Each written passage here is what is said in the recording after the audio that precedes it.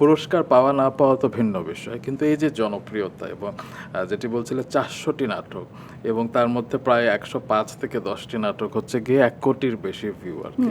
তো এই অর্জনকে তুমি কিভাবে দেখো?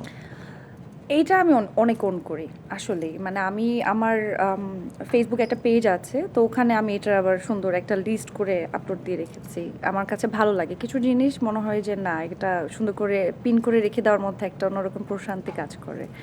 সো কাজ করতে করতে ৪০০ নাটক হয়ে গেছে এবং আমি যে খুব বলতে গেলে যে অনেক বছর ধরে কাজ করছি না, এরকমও না। একদমই না। আমি হাতে ২০২০ থেকেই মোটামুটি হ্যাঁ, নাটকের ২০-২১ শুরু। এর দিকে রেগুলার কাজ করা শুরু করেছি নাটকে।